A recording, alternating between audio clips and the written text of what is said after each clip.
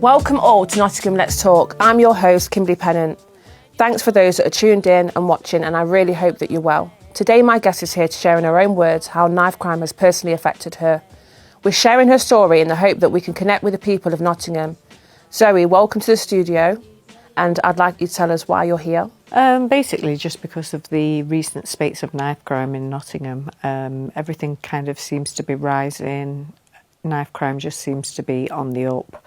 It just seems to be all you hear about now. Every time you kind of click on social media, you're seeing another knife crime incident in the city, and it just seems to be on the up and rising all the time. Definitely. I feel like I'm a little bit disappointed, to be honest. Like, we've just come out of Christmas, and then we're already in we're in March, and then we've had four knife crime. Well, that's just in the last week, isn't it? The last week we had the incident at Primark where a lad was stabbed in the chest and seriously injured. Then one down near Sneinton, just outside the city centre, where there was fighting with machetes and a machete was found. And then a party in the city centre where young teenagers, one was seriously hurt and then two others injured with knives. And that was all in the matter of a week. I mean, in a matter of a week, that's just crazy. That's just bizarre. It's not acceptable. I mean, obviously you've got your own personal story of how knife crime has affected you. Yeah, it was crazy because, you know, with knife crime, you always picture like a dingy day, a dark day, a night time, and it was just not that. It was when the football was on in the summer. It was like a really like sunny day, bright sunny Sunday afternoon, and my son had rang me, really happy. Mom, you're cooking Sunday dinner? I was like, yes. It was like, okay. He says, I'm just going to go and pick Owen up. He says, and then we're going to go down and to pick my friend up. He said he's got really, really drunk because he'd gone to his friend's house the night before to watch the football. He's got really, really drunk. He's asked me to pick him up. His wife's going crazy because he hadn't come home for the night before. He's like, I'm going to go and pick him up. He says, take him home to his wife. He says, and then me and Owen are going to come for Sunday dinner. Right? We're going to nip to the gym and come for dinner. I was like, yeah, that's fine. He says, all right, Mom, love you. I was like, love you. And just said goodbye to him. I was literally cooking dinner, carried on with my day. And then a couple of hours later, the lad he'd gone to pick up, his wife rang me, literally hysterical down the phone, just screaming, Zoe Byron's been stabbed, Zoe Byron's been stabbed. I'm like, what? Spoke to him? Yeah, I've just literally not long spoke to him. And she was like, no, he's been stabbed. I'm like, what do you mean? She says, the police, they've just rang me. They've got Owen. I'm like, what? What do you mean they've got Owen? They were like, he's in the right state. He's in the right state. Byron's been stabbed. And she wasn't making any sense. She went, I'm going to send you the policewoman's number that's just rang me. So she sent me this number. I've just literally got my shoes on, ran out to the car, and I'm ringing this number constantly of this policewoman. Nobody's answering, and I'm kind of beside myself, like driving to the hospital thinking, what the hell's happening? Like, I've rang my best friend at the time, ringing her saying, Byron's meant to have been stabbed, I don't know what's happening. And she's like, right, I'll meet you straight away at the hospital. And I've literally got to the hospital and I'm like, where's my son? Where's my son? Like panicking. And they said, we haven't got no one by that name here. And they said, where's it happened? And I said, Ilkeston. And they said, well, if it's not serious, he'll have gone to Derby Royal Infirmary. So then I felt like a big sigh of relief. I thought, oh, thank God it's not serious. Like, if he's gone there, then it's not serious. Sorry. I think it's when you said, my son, you know, I'm a mother and I can relate. Sorry. Yeah, well, when you know what it's like, a mother and son relationship, it's different, isn't it? It's the boys, aren't they? Yeah. So I'm thinking then it's not serious. And they just said to me, just give us a minute. let us just check. I said, okay. So I'm stood there and I can feel my legs like jelly, and I'm like thinking, please be okay. And they came out and they just said, right, your son is on his way here. And I went, what? She said, in air ambulance. Wow. And I just felt my whole heart drop, because you know when it's air ambulance, you're kind of thinking, this is serious. Yeah. And then she said to me, they will take him out the air ambulance and they'll put him into a normal ambulance and they'll bring him in here. Can I take you to the relatives' room? And even that, well, you see it in the films, don't you, in the programmes, the relatives' room, and I'm thinking, oh my God. And she took me in there and I can just remember it being really, really hot, and I was having a panic attack and I thought, I've got to get out of here. So I came back outside and she said, look, your son's going to come in here. She said, and you must not go near him. She says, we need to get him straight in. She says, so if you're going to stand out here, please, please do not go near him. And being told you can't go near your child when you know they're going to be critically injured is just... But obviously I knew they needed to get to him, so... But it's almost an emotion that you can't suppress. Yeah.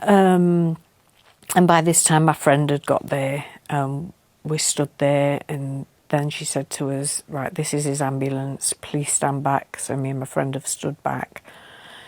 And I can just remember the doors opening and this doctor coming out literally covered in blood, and seeing my son brought out on a stretcher, and they'd obviously give him open heart surgery on the scene, and he was literally open and you could see all his insides, literally everything, all his insides cut open, and you could see all his insides.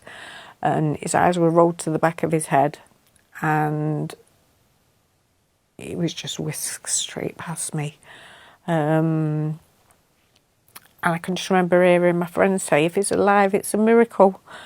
And they just literally took him straight past me. And the nurse came out to me about 5 minutes after, and she said, your son's really, really, really, really poorly. We're giving him blood. And at this time, I didn't know he'd already died. Oh, gosh. He'd already died. And then what they were trying to do is bring him back, give him blood and give him, but they hadn't told me this. And she said, it's really, really... And I feel like at this time they were just trying to break it to me slowly.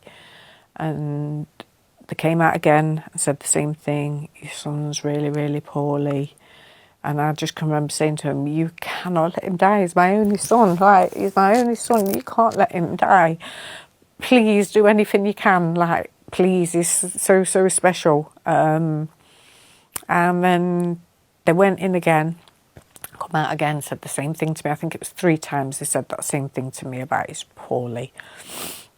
And then she came out a 4th time, and she just looked at me and she said, we had the best team working on your son. And as soon as she said we had, you knew past. I said, he's dead, isn't he? And she said, yeah. And I just literally collapsed on the floor. My friend collapsed, and I was just sobbed. And by this time, a couple of his friends had arrived, and they just all started arguing with each other, because one of his friends was there that had been there when it happened, and they were saying, you've ran away and left him. And I was like, no, it's not that time for this. And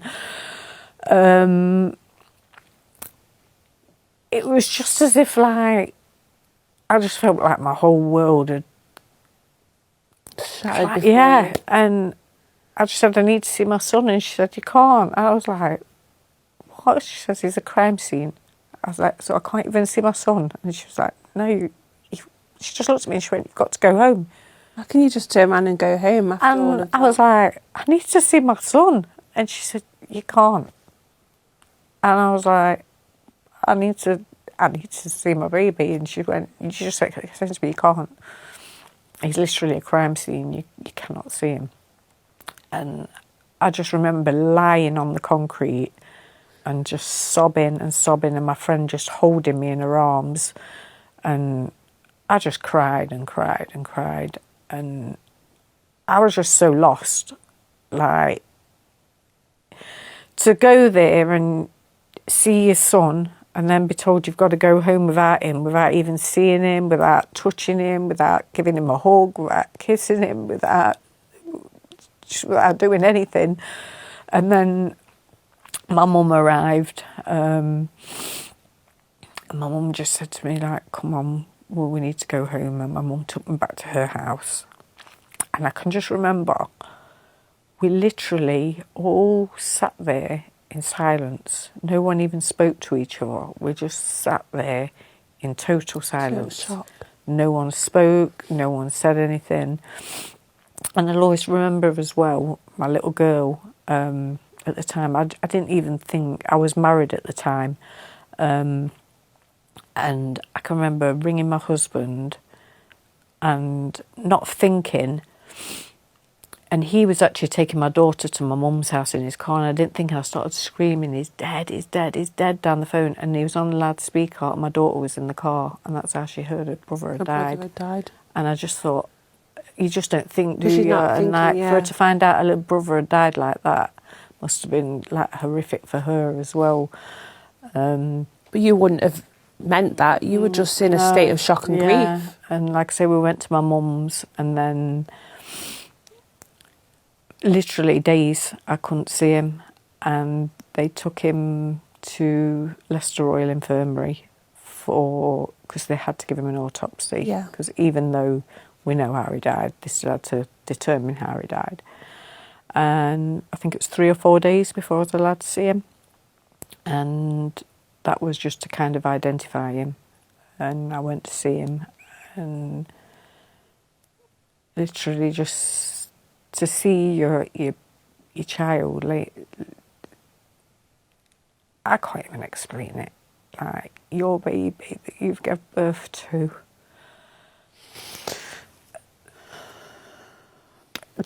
and it's not even like natural causes. It's just somebody's done that. Somebody's done that to your child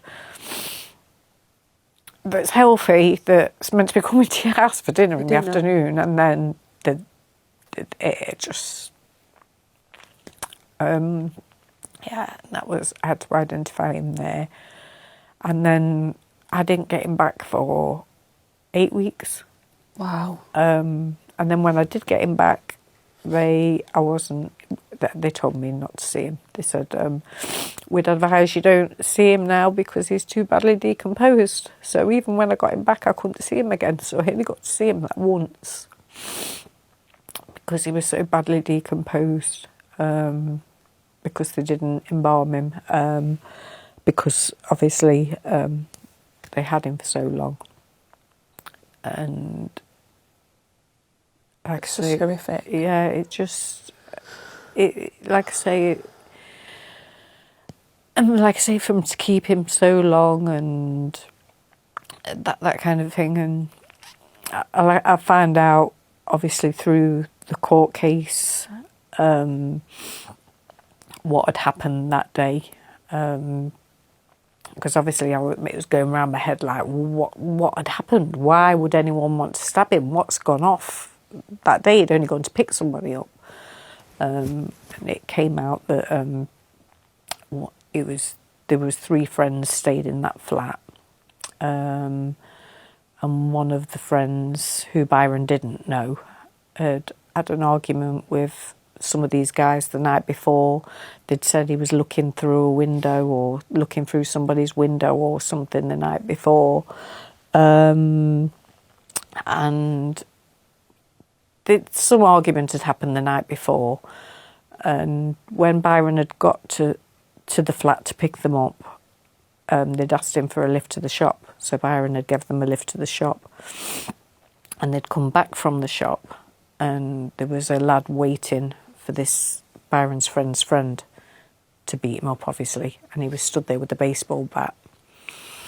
And Byron did no more than be the kind of person he's in, like, what are you doing with a baseball bat? Do you know what I mean? Because he was coming towards them with this baseball bat, and he did kind of put him in a bear hug, so he couldn't hit this lad with the baseball bat. Put him in the bear hug, and one of Byron's friends pulled the bat off the lad, and they're like wrestling. And as he's done that, 3 others that are waiting for this lad that were hiding around the corner came out and stabbed my son because he was overpowering this other lad. But they all had weapons. One had an asp, which is like a metal stick thing.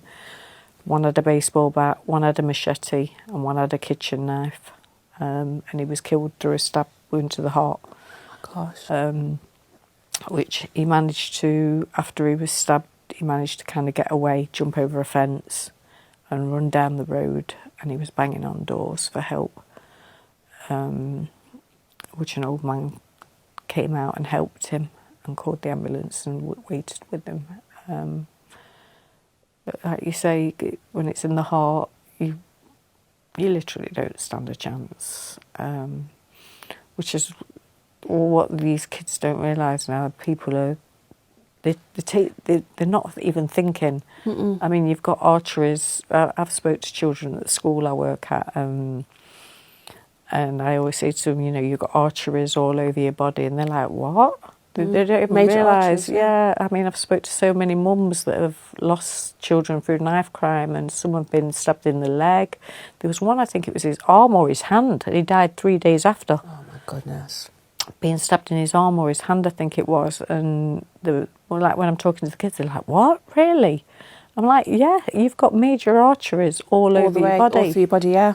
And it's like they don't seem to realise that. They're like, you know, it's bizarre. I think sometimes they don't even think they're not actually necessarily going out to stab someone and kill them.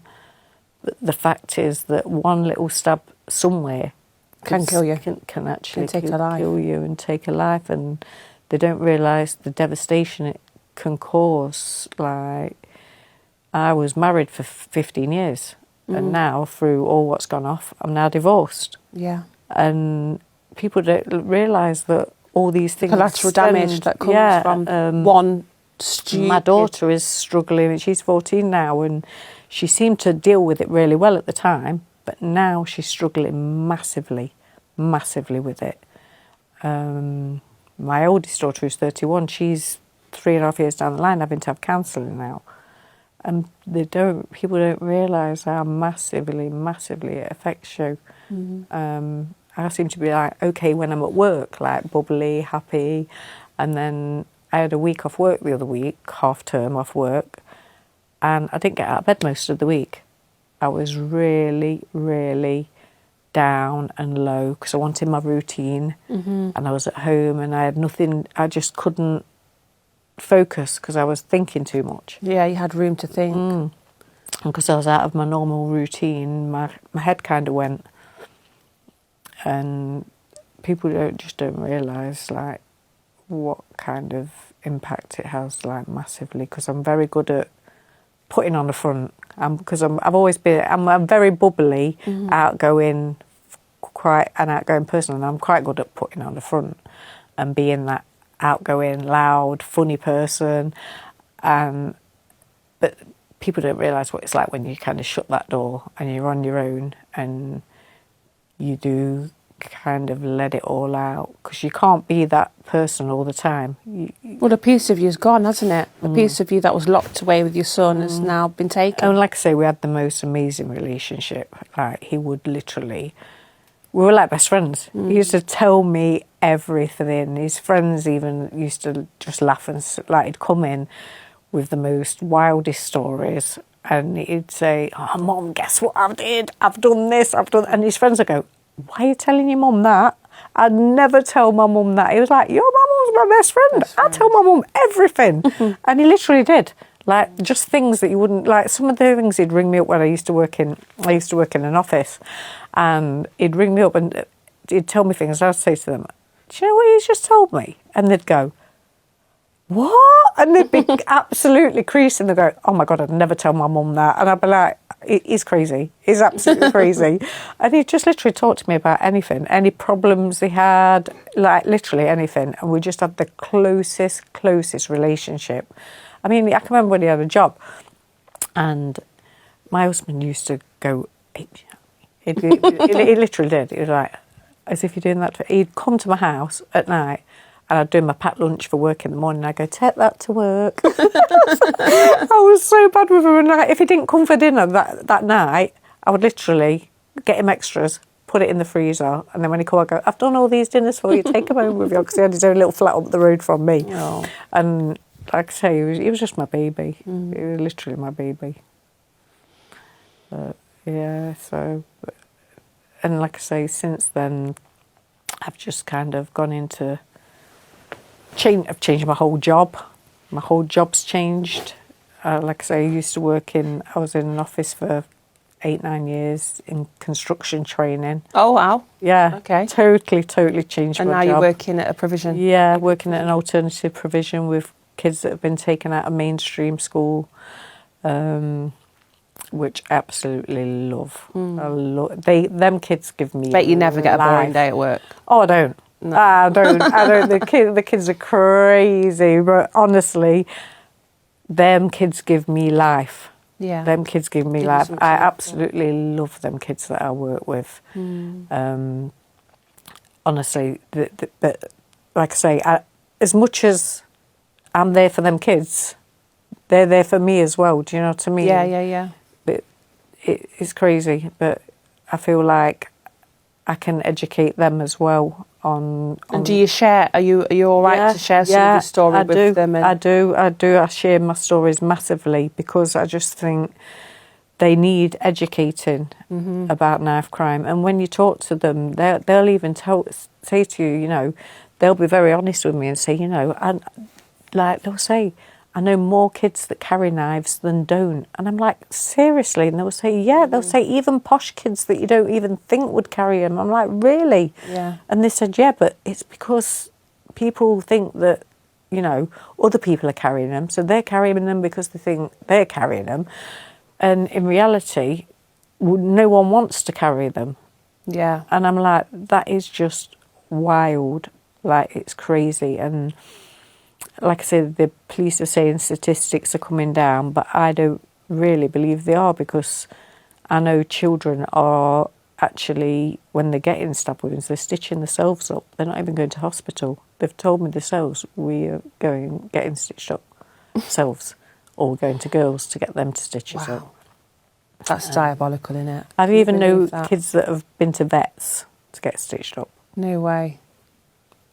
Which is this is stuff that's not being pushed into the mainstream media, so nobody is really aware what's going on. No, there's a lot more going off than people are really aware of. I mean, it's like I was saying at the protest that we did at the weekend. I think the government, if the government would say, we have got a massive problem, we do not know what to do with it.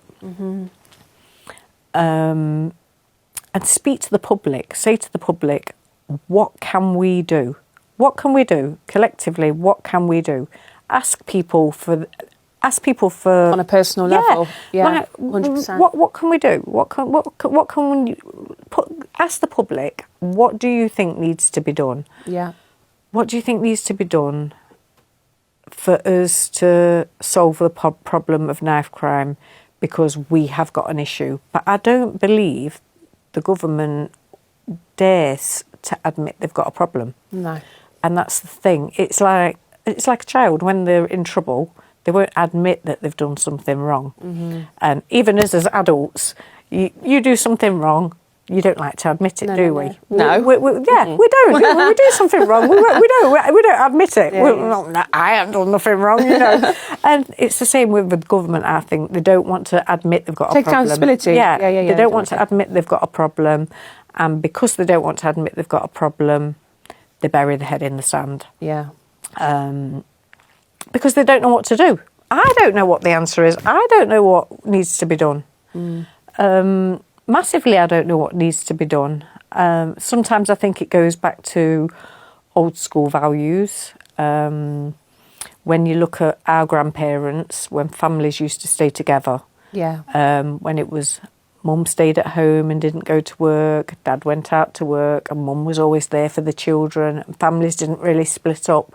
You didn't really get any of that. And families were a lot more better off as well. Whereas now there's a lot of poverty. There is, yeah. A lot of broken homes. A lot of broken homes. Not a lot of positive role models. No. And you said a minute ago that you were passionate about your job. And unfortunately, there's a lot of people in jobs that aren't passionate about their jobs. Yeah. I've experienced that with my own son within different AP schools. Yeah. Yeah. Yeah, there is. You do get people that just go to a job for the money, for work, just because it's a job. Yeah. So regarding, obviously did you create the bleed bags, or do you just advocate? No, I didn't create them. A lady called Lynn Beard created them. She's from Birmingham. She lost her son, Daniel Beard, to knife crime. Okay. He was stabbed, and she kind of was like, why is there nothing out there? Why is there nothing out there to help people accessible when you need it?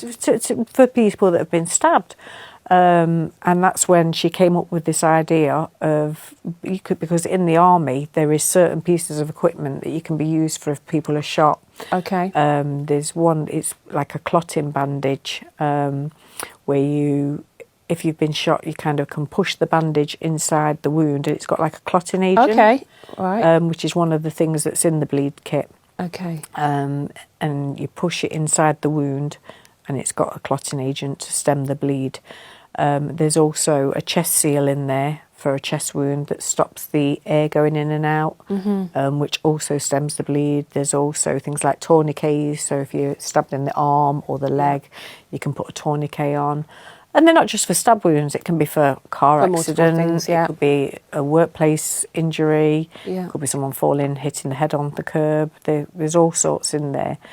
And like I say, they're all registered with East Midlands Ambulance. So you ring 999, they know exactly how to use them. And they're also, there's also a sheet in there that tells you how to use them as well. But how I came across them is obviously through losing Byron.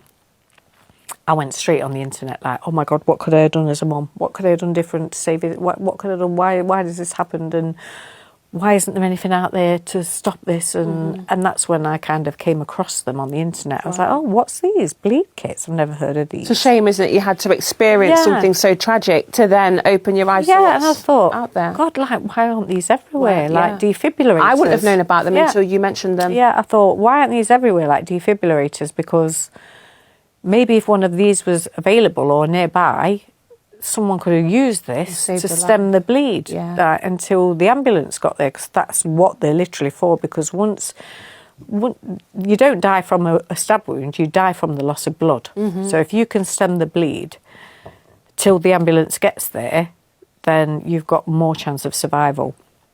And this is what I was like, oh, these things, why are these not everywhere? And obviously because I was grieving, I just needed to put my head into something. So I thought, you know what, I'm going to start raising money to try and get some of these around Nottingham. Like, we need these around Nottingham, with Nottingham suffering from knife crime. And then at least if one's ever used, my son's not died in vain, because otherwise he's just died for nothing. Like, and I can't live with knowing my son's died for nothing. And like I said, I started raising money. I think I raised about £30,000, something like that. And I've just kind of put them all over. They've got some in like Bestwood, Mansfield, Nottingham City Centre, West Bridgeford, all over. £30,000 is a really good amount of money to raise as well, isn't it? Yeah, and like I say, I've put them. Some of them are just the bleed kits themselves, which are the bags. Which I've put in places like pubs, clubs, shops. And what I do, I register them with East Midlands Ambulance. So I'll kind of put the times the shops are open, where they're located in the shops, or schools, even in the schools. So if kind of an ambulance is called, they know exactly where they're located, and they'll say, right, there's one in the shop, quick, go in there. It's located behind the reception or behind this, and they'll know exactly where they are, so someone can run in, get it. I've also got the cabinets, which are 24 hours. They're a bit like the defibrillator cabinets, but they're red. And if you ring 999, they can give you the code to get into it, and they're 24 hours accessible. So you just put the code in, unlock it, and get the bag out. And they're like 24-hour cabinets, and I've got them all over Nottingham as well. So they can be used 24 hours. I've also put some of the bleed bags inside defibrillator cabinets as well. Okay. So if people have got defib cabinets, like there's a pub in Bulwell, they've actually got a cabinet outside. So I said, well, instead of me giving you the kit to have in the pub, put it in the cabinet, then it's 24-hour accessible. Yeah. So that's in their defibrillator cabinet outside. And what I do is, when I've got a batch of them, I just give them out to whoever wants them. So they've got them accessible to them. Is there an active charity or something that's active now, what people can contribute to? I don't have an active charity, but what I do, the Daniel Beard Foundation, who is the lady that does it, what I often do is I ask people to donate to her. Daniel Beard. And if they donate any money, if they just put Byron's legacy, when they donate the money, she'll allocate it to me. Okay. And she'll send me the bleed kits. But what I do on the 4th of July every year, which is Byron's anniversary of when he died, I do what's called a Wear Red Day, where people wear red and kind of donate whatever they can. I do it in schools mainly, or businesses do it and take part. And they do it where they raise money. And then what I do, I can either... What I normally do is just email the place where I get them from directly, which is an engineering company. And I'll email them just to say, this company has raised this amount of money, and then they will just send them the invoice, and then they'll send me the bleed kits, and then I'll distribute them. Or they can send the bleed kits direct to them, and they can distribute them or put them where they want them. Yeah. It's a fantastic initiative to have bleed bags. It's just unfortunate that we need them, but like you said, we can use them for car accidents or other accidents. I mean, I've got one in my car that I carry around in my car all the time. So fantastic I've always idea. got it with me. Just unfortunate it's off the back of a loss, but it's also good to use that loss so it's not in vain, like you said. I always think as well, like, if I'd have known about them, I know it sounds crazy, but if I'd have known about them, because I was so paranoid about things like this, because he was a young lad, I would have actually had one of them in my son's car, because they're only that big. I'd have put one in his glove box, and he was in his car that day, so he'd have had one in the glove box, and probably his friend could have got one out if they'd made aware. Yeah. You know, they'd known. Yeah, so I mean, I would urge anyone. They're literally less than £100. Go on the Daniel Beard website, Daniel Beard Foundation website, order yourself one, put one in your glove box. If you've got a shop, get yourself one. Yeah. And then there's a little code. If you've got a shop, activate the code, and you can literally put that it's in your shop on the code takes you straight to the website, and you literally put in your details of where your shop is, where it's located, press submit, and then it goes straight to East Midlands Ambulance, and they know where it is. Fantastic. So anyone can buy them. Anyone. Well, let's hope that obviously from this podcast people will reach into that and buy some, because I think it's a fantastic idea and I think it's needed at the moment, unfortunately. And it's sad. I mean, like I say, it's not the solution. It's it's just something that's there if the worst happens. If the worst happens, it's most definitely not a solution. Yeah. And like I say, I don't know what the solution is. I feel like this generation is a bit of a lost generation. I feel like we need to get to the younger generation and educate the much, much younger. And parents need to be checking the children as well. Check your kids' bags. Check your children's coats. And have an idea where they're going, who they're with, who the company that they keep. I know I had to face some facts with my son, like I said earlier. Definitely accountability is massive. Yeah. I mean, you don't want to be on your kids' backs, but just being on your kids' backs could possibly save their lives or somebody else's. And we don't want to do that. And But I mean, it's crazy. I seen a kid a few weeks ago. He was pushing a pram through town, and he was wearing a balaclava. Like, what is this? Do you know, I think it would have been about 11. I was walking through town with my friend's daughter, and they were picking on a homeless guy outside the Boots pound shop, and the young lad was like, "Shut your mouth, because I'll shank you. Shut your mouth." And he lifted up his top as to brandish whatever he had. And I was literally in two minds to say something or not say something, because it was awful. Yeah. But the brazenness of the lad. But it's because I think if I hadn't been with my friend's little girl, I probably would have said something. But I don't. You just don't know. Could have happened to you. Yeah, I know. But it was just awful what I witnessed at that age as well. And I was thinking, why is he not in school? And like you say, like our oldest, 11, 12. Yeah, definitely didn't look any more than 11. I'll be honest with you. He was small. Yeah. But, he was definitely young. But that is just so scary, isn't it? Yeah. Because these kids just, like I say, is it because they're not scared? Is it because there's no deterrent? Like, why are they doing it? Because you do see so many children getting pulled in for it and then getting released on bail. We need a massive deterrent, and we need more male role models as well. Yeah. And I think badness is glorified. People think you're cool if you music.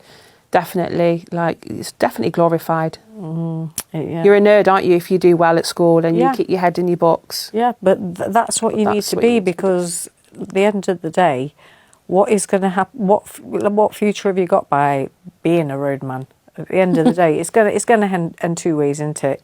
You're going to end up in jail or buried. I know, and then you see some of these older generation that are still the same from when they was back in the day. Yeah, and like I say, even when they go to jail, it's a vicious cycle, isn't it? Because they go to jail when they're young, then they come out, and then they think, "Oh, I've lost everything now." So they go back to jail, and because they've had to play catch up and go straight back into criminality to get the money back, and then they go back to jail. Then they come out, and then they're playing catch up again. So they go back into criminality to raise the money again, and then they go back again. And then before you know it, they're 45, 50, and they're back out, and then they're like, I need a job, because I don't want to live this life anymore. And then they've got some dead-end job, because... If you're looking to get one. Yeah, well, that's it. And that's when they realise, when they're old and past it. But then they've already influenced the younger generation that lifestyle is... and that's it. And it's when they're young and they're doing this